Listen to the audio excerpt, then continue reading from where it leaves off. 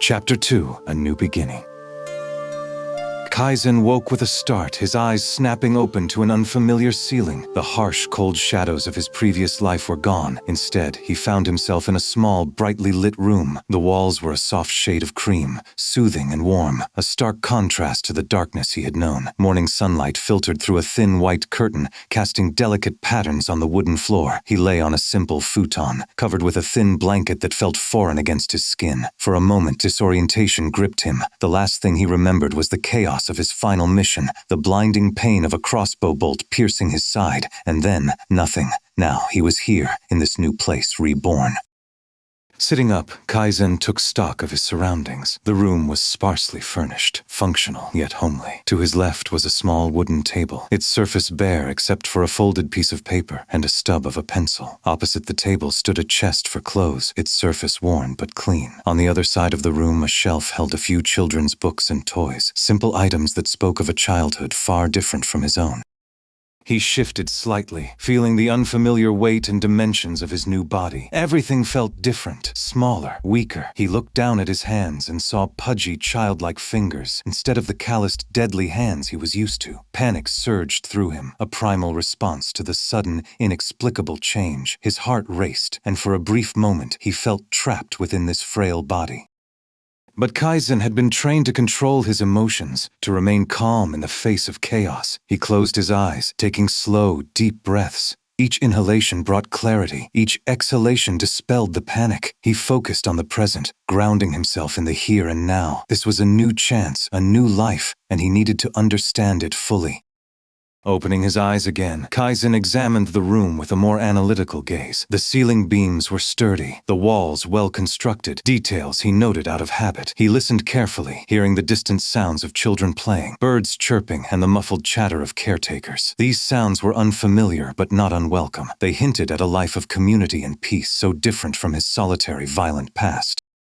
Kaizen rose from the futon, his movements slow and deliberate as he adjusted to his smaller frame. He walked to the window, pushing the curtain aside to look outside. A village stretched out before him, a vibrant community filled with life. Children ran through the streets, their laughter echoing in the morning air. Adults moved with purpose, attending to their daily tasks. Shinobi, identifiable by their headbands, leaped across rooftops, their movements fluid and precise. This place seems so primitive, and what is with those people being able to effortlessly jump rooftop to rooftop? I considered myself at the very limit of human capabilities, and even I struggled to clear such gaps without significant effort. No, that can't be right.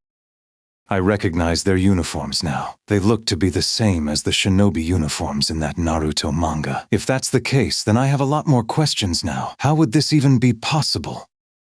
Kaizen's mind began to work in overdrive, contemplating the reasons or possibilities available to explain why he was here or what he was seeing before him. Although initially shocked, Kaizen's training kicked in like an automated program scheduled to run on a fast-paced supercomputer.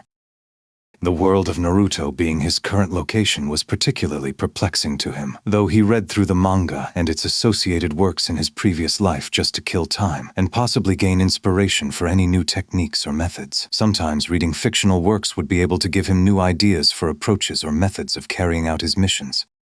He would test any ideas he gained extensively through training and mission simulations, with a minuscule amount of them proving to be viable and even fewer being incorporated into his methods. However, as an assassin, he always sought the slightest advantage he could gain. Sometimes, inspiration can be found in even the most mundane of activities.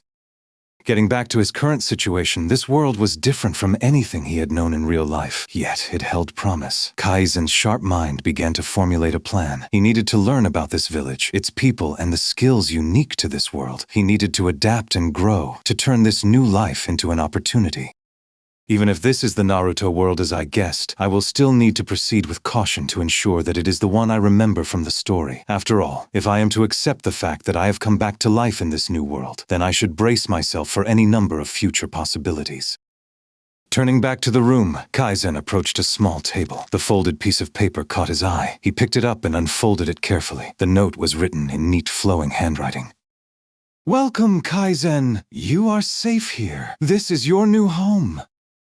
The message was simple, yet it filled him with a strange sense of hope. Who was this written by? A caretaker or something else?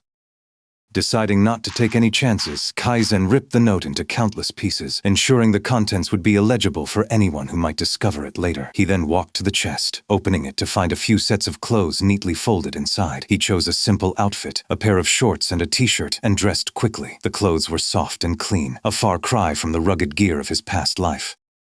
With one last glance around the room, Kaizen opened the door and stepped into the hallway. The day was just beginning, and so was his journey in this new world. Stepping out of his room, he briefly surveyed his immediate surroundings. This must be an orphanage, then. That's a good thing, too. A family might have complicated things for me going forward. Although that does beg the question, how is my presence interpreted in this place? Am I really known as Kaizen like in my previous life, or was that a sole exception with that mysterious note?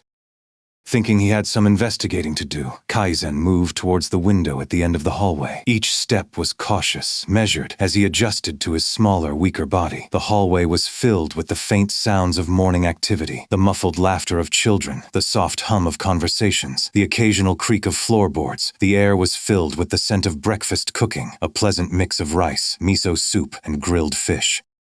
Reaching the window, Kaizen peered outside. The supposed Hidden Leaf village bustled with life, a vibrant tapestry of activity. He saw children playing in the streets, their laughter ringing clear and bright. Adults walked with purpose, heading to their daily tasks, while shopkeepers opened their stalls, greeting early customers with friendly smiles. Shinobi, identifiable by their headbands, carried out their activities with an effortless grace. It was a far cry from the world of shadows and silent kills he had known. Here, life seemed rich, full of warmth and community.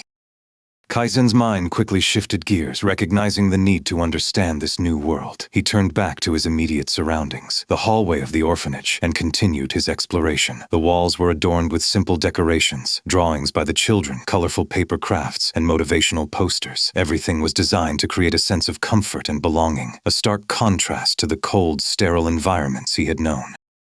He found a small bathroom and stepped inside, closing the door behind him. The bathroom was modest, with a single sink, a toilet, and a mirror hanging above the sink. He approached the mirror, his eyes scanning the reflection. Staring back at him was the face of a 4-year-old boy with dark, inky black hair and deep blue eyes. His sharp features, now softened by youth, still carried an intensity that belied his age. Accepting his new appearance, he ran a hand through his tousled hair and adjusted his clothes, noting how they fit comfortably, unlike the restrictive gear he once wore.